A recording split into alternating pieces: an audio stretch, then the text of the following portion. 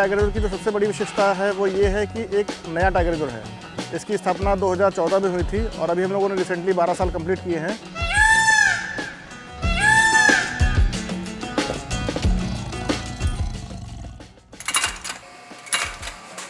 ये पीलीभीत का जो रीजन है पूरा ये पैडी का ही रीजन है और यहाँ पे non basmati plus basmati paddy दोनों ही बहुत मात्रा में यहाँ पे किसान उगाता है। यहाँ प्रकृति आधारित अर्थव्यवस्था है, टूरिज्म है, यहाँ पे एग्रो बेस्ड इंडस्ट्रीज़ हैं। यहाँ पे आप अगर समग्र रूप से देखें तो पीलीभीत एक ऐसी विशिष्टता लिया हुआ जनपद है उत्तर प्रदेश का, जो माननीय मुख्यमंत्री जी के $1 ट्रिलियन इकोनॉमी के लक्ष्य को साकार करने में, समग्र रूप से सभी क्षेत्रों में काम करने में एक अति महत्वपूर्ण भूमिका निभाने वाला है।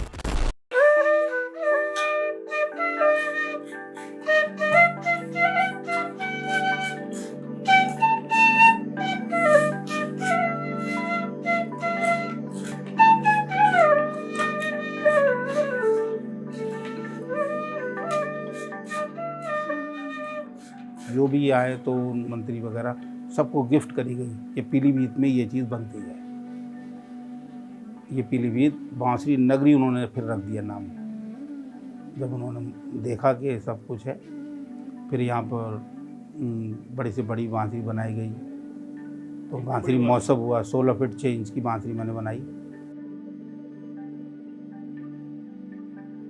ये स्थान माँ यशवंतरी देवी मंदिर, माता यशवंतरी देवी का है। यहाँ पर एक नकटासुर नाम का राक्षस रहा करता था। पीलीभीत का नाम पीलीभीत इसलिए पड़ा कि पीले रंग की दीवार हुआ करती थी मिट्टी की, जिसमें पूर्व पश्चिम उत्तर दक्षिण 4 गेट हुआ करते थे, जिसके उत्तरी द्वार पे वो राक्षस रहा करता था। इस स्थान पे एक अनुष्ठान रखा, जिसके बाद माँ भगवती प्रसन्न हुई और उन्होंने उस राक्षस का वध किया।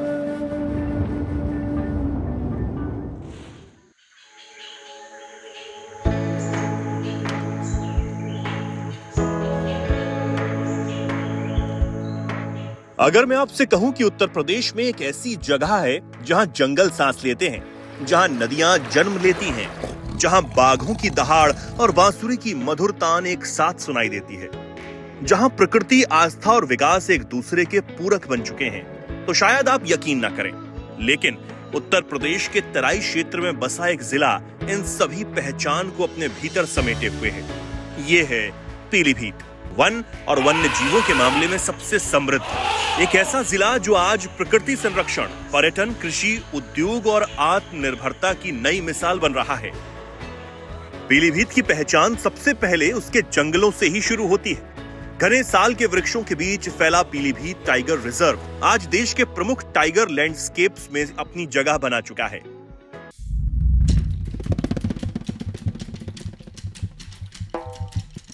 पिचहत्तर जिलों की इस यात्रा में आज हमारा पीलीभीत आना हुआ है और अगर पीलीभीत में आप आते हैं, पीलीभीत टाइगर रिजर्व आप नहीं देखते हैं, तो शायद आप पीलीभीत अभी आए ही नहीं हैं। पीलीभीत टाइगर रिजर्व का जब नाम सामने आता है तो इसने वो करके दिखाया है जिसकी मिसाल दुनिया में सुनाई जाती है। इस टाइगर रिजर्व में बाघों की संख्या लगातार बढ़ी है। इसमें कई ऐसे वन्यजीव देखे गए हैं जो यहाँ पर हैं, जो सिर्फ दुनिया में यहीं पर पाए जाते हैं। इसी के साथ पक्षियों की, अलग अलग पक्षियों की दुर्लभ प्रजातियां यहां पर मौजूद हैं। हाथियों की कई प्रजातियां यहां पर हैं, सांपों की कई प्रजातियां यहां पर मौजूद हैं और उनको देखने के लिए न सिर्फ देश के कोने कोने से बल्कि दुनिया से भी पीलीभीत टाइगर रिजर्व पर्यटक आते हैं।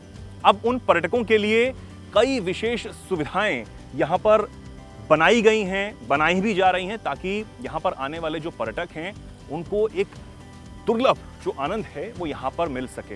ये पर्यटकों के लिए एक अलग जोश का पल भी होता है। चलिए आज पीलीभीत टाइगर रिजर्व की सैर पर निकलते हैं और आपको दिखाते हैं यहाँ पर क्या कुछ खास है।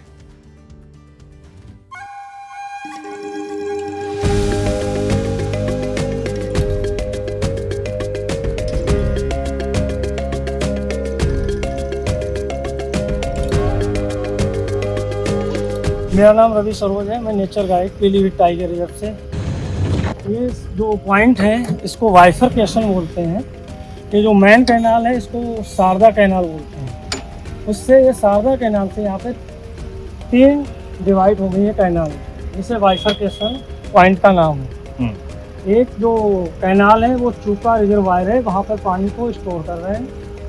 एक कैनाल लखीमपुर ब्रांच के लिए निकल रही है यहाँ से, एक हरदोई ब्रांच के लिए। और ये जो पॉइंट है ये 1927 का बना हुआ है। ये पब्लिक रोड है जो फॉरेस्ट के रास्ते से बीच से निकल के गया है। और आगे जाके ये रोड SSB कैंप और आगे जाके वो बंगाली बस्ती है उस साइड के लिए जाता है। बाकी हम लोग अब चलते हैं साइफन पॉइंट, आगे पॉइंट है जिसे साइफन बोलते हैं।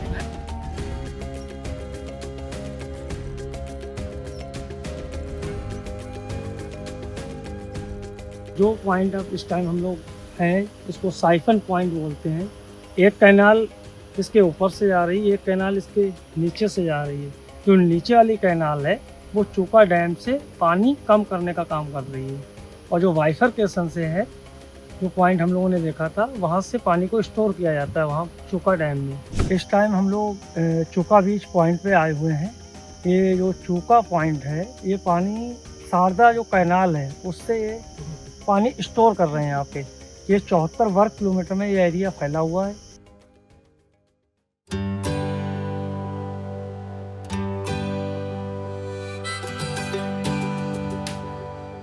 ये सन 2016 और 17 में यहाँ पर टाइगर की अच्छी खासी घटनाएं हुई हैं। लगभग मेरे ख्याल से 10 से 12 लोगों को मारा था टाइगर ने। अच्छा। सन 2020 में 19 से 20 में बाघ मित्र प्रोग्राम स्टार्ट करवाया। उससे ये हुआ कि जो गांव के कुछ लोग जैसे जो वाइल्ड लाइफ से जुड़े हुए पहले से भी हैं या जो जुड़ना चाहते बाद में और भी जुड़े हैं, तो उसमें उन लोगों को पहले लिया, उन्हें ट्रेनिंग दी, उन्हें बताया कि किस तरीके से टाइगर अगर बाहर निकलेगा उसे आप कैसे पहचानोगे। तो जैसे पंजों के निशान हो गए उस तरीके से पहचानना हो गया। फिर क्या हुआ कि गांव के लोगों को इसलिए रखा कि जो भीड़ होती है ना गांव की ही होती है ज़्यादातर, जब टाइगर बाहर निकलता है तो गदर होता है। अगर उसी गांव का एक बंदा होगा ना तो उससे ये होता है कि लोग भी उसकी बात मानते हैं। यहाँ सिर्फ बाघ ही नहीं बल्कि एक पूरा जीवंत पारिस्थितिकी तंत्र सांस लेता है। और अब टाइगर रिजर्व के बाद यहाँ लेपर्ड सफारी पार्क का निर्माण पीलीभीत को देश का पहला ऐसा जिला बनाने की दिशा में बढ़ रहा है जहाँ बिग कैट परिवार के 2 महत्वपूर्ण सदस्य बाघ और तेंदुए दोनों को संरक्षण मिलेगा। देखिए कई सारे कार्य हुए पिछले 12 साल की अगर हम बात करते हैं।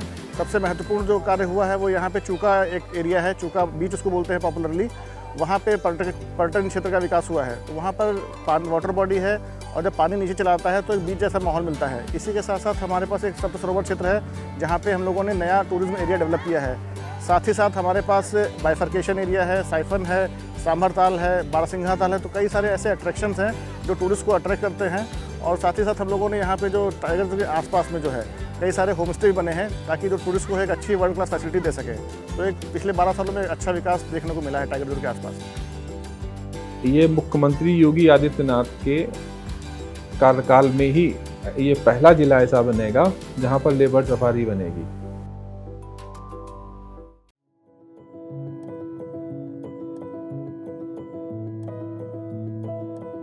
लखनऊ की जीवन रेखा कही जाने वाली गोमती नदी अपनी यात्रा की शुरुआत यहीं पीलीभीत से ही करती है।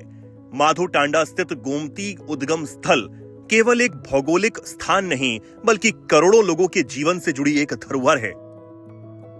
अगर आपको लखनऊ की जीवन रेखा कही जाने वाली गोमती नदी के बारे में जानना है तो आपको आना होगा लखनऊ से थोड़ा दूर यानी पीलीभीत। पीलीभीत की ये वही जगह है जहां पर धरती के नीचे से इस गोमती नदी का उद्गम होता है। सबसे खास बात यह है कि किसी भी नदी का आपने सुना होगा कि उद्गम स्थल या तो ग्लेशियर या फिर पहाड़ों से होता है, लेकिन ये गोमती नदी एकमात्र ऐसी नदी है पीलीभीत में जिसका उद्गम स्थल धरती के नीचे से हो रहा है। और इसके बाद यहां से शुरू होता है करीब 940 किलोमीटर तक का एक लंबा सफर। और अब इसी पीलीभीत के माधो टांडा में इस गोमती नदी के घाट को एक बार फिर से इसके सौंदर्यीकरण के लिए करीब 56 करोड़ 80 लाख रुपए देकर सरकार अब यहां पर एक रिवर फ्रंट बनाने वाली है। यानी पर्यटक और श्रद्धालुओं की आस्था के मद्देनजर अब यहां पर विकास का काम होगा। गोमती नदी का उद्गम स्थल है ये, और जैसा कि आप जानते हैं कि गोमती नदी गंगा और यमुना से भी प्राचीन नदी आदि गंगा के रूप में जाना जाती है। तो इसका जो उद्गम स्थल है वो माधव टांडा में फुलर झील के पास है। तो वो भी एक आने वाले समय में बहुत बड़ा पर्यटक स्थल बनने जा रहा है। तो जैसे लोग हर की पौड़ी में वहाँ हरिद्वार जाते हैं लोग, तो वैसे ही आने वाले समय में यहाँ पर भी लोग आएंगे। और नमामि गंगे के तहत वहाँ बहुत बड़ा प्रोजेक्ट बन रहा है वहाँ के लिए। तो एक बहुत बड़ा एक धार्मिक केंद्र बनने जा रहा है। जैसे आप जानते हैं कि जो हमारी उत्तर प्रदेश की राजधानी है वो भी गोमती नदी के किनारे स्थित है। और पूरा लखनऊ जानता है गोमती के बारे में, लेकिन ये नहीं जानता कि कहाँ से ये नदी का उद्गम स्थल है। तो जब वो धार्मिक स्थल के रूप में विकसित होगा तो निश्चित रूप से वहाँ के लोग यहाँ आएंगे और धार्मिक पर्यटन हमारा बढ़ेगा।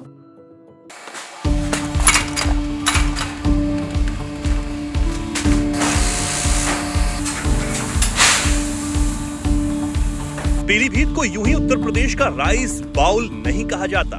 90 से अधिक राइस मिलें और लाखों किसानों की मेहनत इस जिले की अर्थव्यवस्था की मजबूत नींव है। यहाँ पैदा होने वाला चावल देश की सीमाओं को पार कर विदेशों तक भी पहुँचता है और यही कृषि हजारों परिवारों की खुशहाली का आधार बनी हुई है। पहले हम लोग को डायरेक्ट फार्मर परचेजेज अलाउड नहीं थी। अभी योगी गवर्नमेंट में डायरेक्ट फार्मर परचेजेज हम लोग को अलाउड हैं।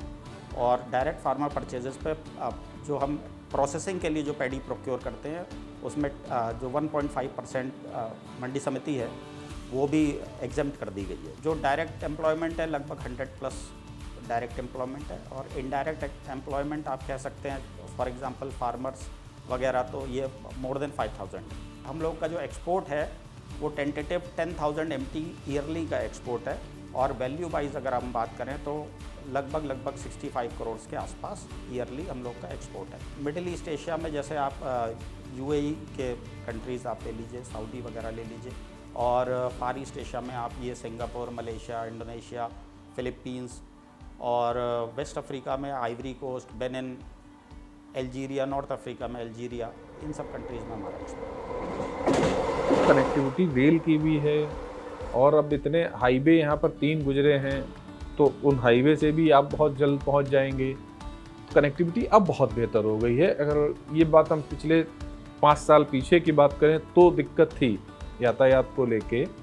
यहाँ पर रोड्स थोड़ा उतने बेहतर नहीं थे, लेकिन अब तो बहुत अंतर आया है। अब कनेक्टिविटी पीलीभीत की भी बहुत अच्छी हुई है और यही वजह है कि पीलीभीत एकदम बदल रहा है।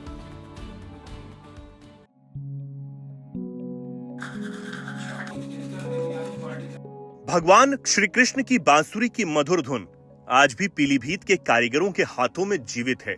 पीढ़ियों से जुड़े सैकड़ों परिवार साधारण बांस को संगीत में बदलने का काम कर रहे हैं। एक जिला एक उत्पाद योजना के अंतर्गत पीलीभीत की बांसुरी आज देश और दुनिया में अपनी अलग पहचान बना चुकी है। देखिए, ये सरकार जब से आई है इसने थोड़ा ध्यान दिया। इससे पहले जो सरकार थी उन्होंने इतना ध्यान नहीं दिया था। जब से योगी जी, मोदी जी आए, जब से थोड़ा सा बांसुरी पे सुरकाई आई है। जब से ODOP में आया जब से इसको ज़्यादा इज्जत मिलने लगी काम में। पूर्णागिरी की छोटी बहन माने जाने वाले यशवंतरी देवी मंदिर में हर वर्ष हजारों श्रद्धालु पहुंचते हैं। ये सिर्फ आस्था का ही केंद्र नहीं बल्कि पीलीभीत की सांस्कृतिक विरासत का भी प्रतीक है। आस पड़ोस के मंडल के राजपूतों का कुल देवी है ये। तो विशेष जो भीड़ या जिसे कहेंगे भक्त, वो बरेली, बदायूं, शाहजहांपुर, पीलीभीत तमाम क्षेत्रों के क्षेत्रवासी चैत्र के नवरात्र में लाखों की संख्या में यहाँ आते हैं और बड़ी बड़ी 4 झंडियाँ लाते हैं, बड़ी बड़ी, जिसमें लाखों रुपए खर्च करते हैं। और लाखों की संख्या में पिछले साल लगभग 2.25 लाख लोग एक साथ आए थे।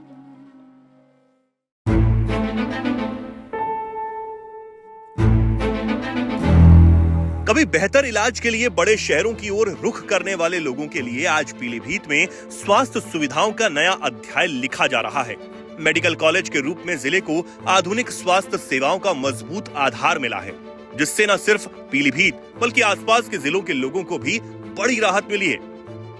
9 सालों में ये बहुत बड़ा अचीवमेंट है कि जनपद को मेडिकल कॉलेज मिला और मेडिकल कॉलेज में बच्चे पढ़ाई कर रहे हैं और आने वाले समय में यहाँ से डॉक्टर बन के निकलेंगे तो निश्चित रूप से एक बहुत बड़ी जो कमी है अभी डॉक्टरों की वो बहुत जल्दी पूरी होगी। और ज़िला अस्पताल जो हमारा है वो अपने आप में एक लगभग ओपीडी वहाँ करीब 5000 लोगों की पर डे महिला और पुरुष की मिला करके होती है वहाँ पर। तो एक अच्छा खासा केंद्र यहाँ पर बना हुआ, सारी सुविधाएं यहाँ पर हैं।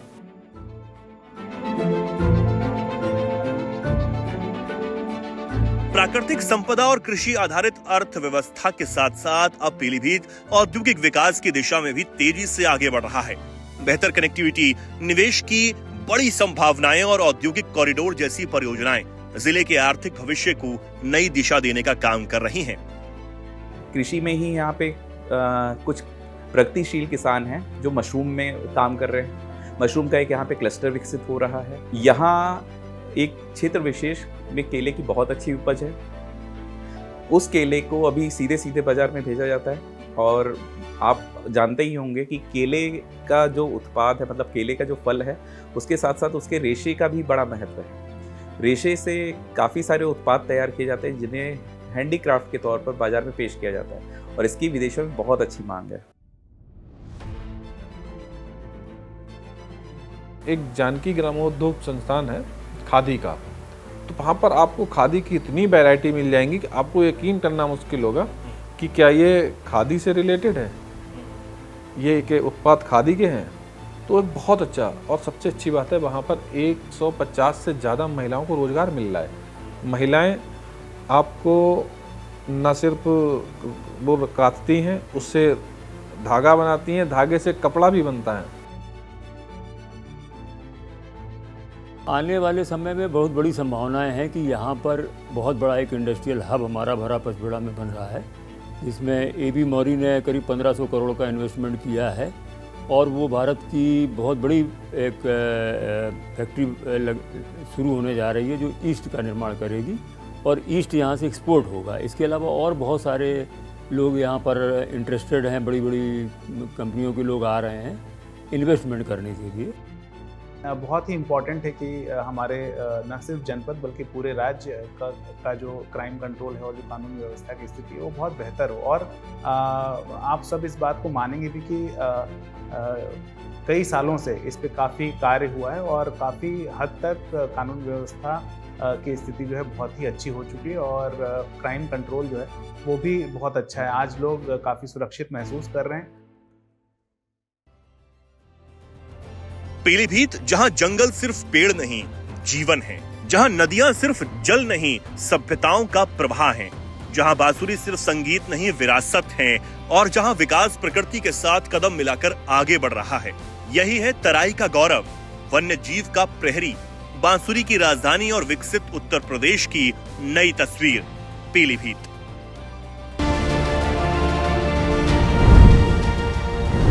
बढ़ते यूपी के 75 जिले, 75 कहानियां।